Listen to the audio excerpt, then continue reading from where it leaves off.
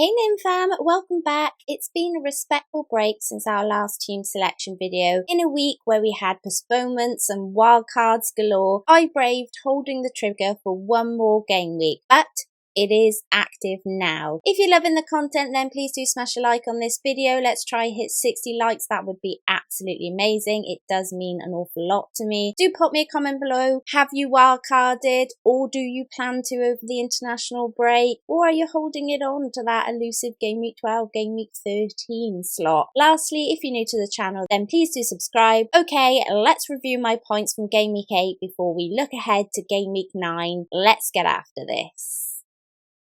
Just before I review my Game Week 8, I didn't obviously have a chance to review my Game Week 7. So just to let you guys know, I had a little green arrow to 54,719. I didn't do anything to my team, I just rolled the transfer. But as you'll see here for Game Week 8, I decided I'd hold my wild card one more week, not liking the fact that I could only choose from 14 teams with a couple of postponements on. That meant that with Sanchez having a blank, I had no choice but to play Ward. Oh my word, it was that or hit for a goalkeeper. As I was only interested in Pope last game week but couldn't afford him, Ward it was.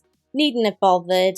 No points. If I never see this guy in my FPL team ever again, I will be a very happy FPL manager, put it that way. My defence was decent. Trippier getting the assist for Isaac's penalty was needed after his clean sheet wipeout. We'll take the 5 points. Nico was my main disappointment. Had such high hopes for the attacking threat of this guy. Alas, just the 1 point from him. I doubt he'll survive my wildcard, if I'm honest. Saliba, he was my shining light. I needed points after Saturday's wildcarders had returned with Kane and Maddison points flying everywhere, and I was just dropping in the rankings like a stone. Up steps Saliba to save me with 15 points. I mean, the man is an absolute legend. Probably the last week in my team for a couple of weeks now. Yeah, as I say, gold dust. Yep, I mean, as an Arsenal fan, there's no better way to get those extra points that helps you with FPL, but also helps your team out. So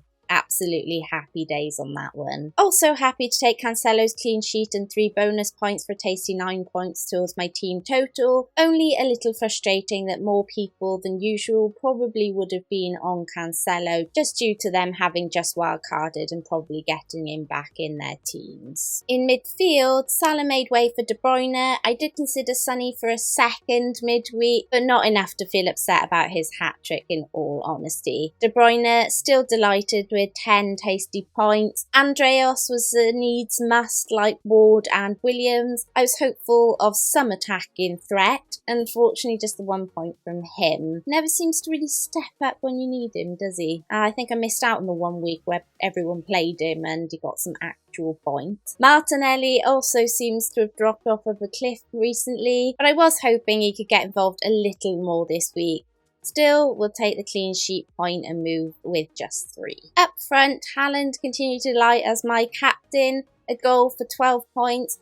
Those who went Kane and captained him, it was definitely a good week to go against the grain, and it definitely worked out. Jesus looked much more like himself this week, got himself a great header and a bonus point for 6 points, much needed. Mitrovic was my second newcomer along with De Bruyne on my 2 free transfers. Bit disappointed in a game where Fulham scored 3 goals that Mitrovic wasn't amongst any of them.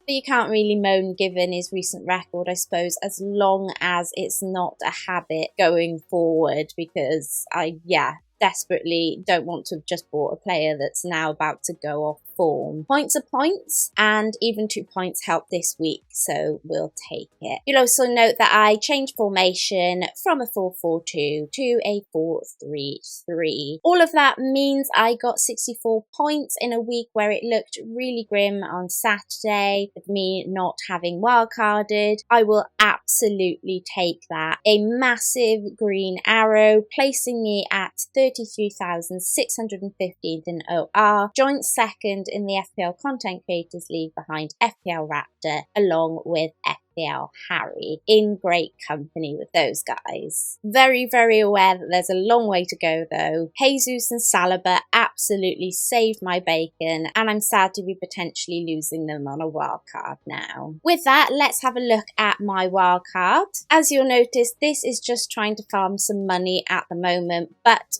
I'm not expecting much. Why wildcard at all, you ask? To be honest, I didn't mind my team for game week 9 and I agonised over pushing the button, but it looked as if so many players were going to drop in price on Saturday evening, and after seeing so many wildcarders doing so well in game week 8, I didn't want to get left behind. I was sat on 6 Arsenal and City players who blank in game week 12, that's now been confirmed, and Arsenal have Tottenham and Liverpool and then Leeds before they blank. Game week 12, game week 13 felt too late to take advantage of the wildcard for me personally. Plus, a lot of my fringe players really needed looking at, your likes of Williams and Ward. So whether I like it or not, here I am having pushed the wildcard button, which is going a little against my mantra this season, of which I did say if it's not broke, don't fix it. So this is interesting. I'll just show you 2 quick wildcard drafts I have mocked up and a general thinking as of now. Bear in mind, plenty can change over the international break, and hopefully having the wildcard active will mean I can just react as need be. So here is the first. This is effectively similar to the wildcard game week 8 crew, only with a few alterations. I was considering Raya, but after that Arsenal game, that's kind of put me off a little bit now. Gaeta has a great run of fixtures, but he could be under threat to Johnston, who Palace signed in the summer. But Johnston is 4.4 million, so having him as a backup in case Gaeta doesn't play could be difficult, because that's spending a lot of money into goalkeepers. However, if you're considering somebody like a Pope or a Martinez, it might not be a terrible shout anyway. Maybe Pickford and Begovic could be the way to go here. Something to think about here, as the one thing I guess having waited a week over game week 8 wildcarders, is that I'm now not sure that I want the Newcastle double up. Trippier might just be enough for Newcastle defence there. Gaeta would put a question mark on the Palace double up in defence with Guy. I think Nico to Patterson is absolutely nailed whatever team I settle on. I just want Williams out my team, and Patterson looks so good, especially with Everton's clean sheet this week. Cancelo and Trippier keep their places, and James versus Perisic is probably going to muller my brain all the way up until the deadline. I know that Perry went off with an injury at the end of the last game, but could be an international break injury. One to watch there. Why not keep Saliba, you ask? Well, I have looked ahead and I just don't see me playing him in the next 2. And I wouldn't really be sure if I pay him game week 11 against Leeds either. And then he blanks. So as much as I don't want to sell him, and as much as he does have attacking threat, I'm not sure I see many clean sheets for Arsenal between now and the blank. Annoyingly, I did sell him before his price rise. I'm not actually sure if I lost any money in selling him the first time around. I was just in such a panic about the price drops that I sold him. So hoping he gets one more price rise before game week 9. Absolutely rookie error on my behalf. I should have double checked that. Yeah, it's one of those things. I don't like having no Arsenal attack. Martinelli going off the boil does not help this case. But for now, let's keep and think a little more on this. Ramsey would be my cheap midfielder punt. He's going under the radar a little bit at the moment, so possibly you heard it here first. He was one of our little punts last season. 1 goal and 1 assist in the last 2 games, with a sea of green ahead. So yes, absolutely looking at him as my potential 4th / maybe 5th midfielder slot. Wasn't sure on Madsen, but he looked great this weekend, and you can't fault those fixtures at all. De Bruyne has done absolutely nothing to lose his spot. However, I am seriously tempted by Sterling or even Son for this position. Andreas, at the moment, stays in this draft as an enabler. Then it'll be deciding if to get Kane where Isaac is or leave Isaac there. Isaac allows a route for Salah and Son via KDB quite easily, and a bit of cash left over. However, a front 3 of Mitro, Haaland and Kane would take up all of the budget currently. Spurs' fixtures are mixed, but as much as I hate to say it, Spurs are doing well. Kane loves a goal against Arsenal. Again, I hate to say it, and it's probably coming. And whereas Arsenal have Tottenham, Pool, Leeds, and then a blank, Spurs have Arsenal, Brighton, Everton, and don't blank. Also, Jesus has 4 yellow cards, so 1 more and he will be suspended and miss a game. So another reason maybe to move off of Jesus at this time. One of Kane or Son feels like the way to go. I wish I knew Kulu was starting as cover, but that's been so mixed in recent weeks. Who knows? The last game looked so much better from Spurs. Hopefully that will mean that Conte is going to stick with that. But we just don't know, especially with Richarlison in the fold now. This is my second draft and is going 2 up top and going premium midfield heavy. Martinez would be coming in because of fixtures, much like Ramsey in the last draft. Pickford may be a consideration, as explained before. James comes in over Perisic. Chelsea's fixtures are tasty for weeks to come. They are absolutely terrible in defence right now, but James looks dangerous in attack in almost every match. And I do not know how he did not score in that midweek match last week.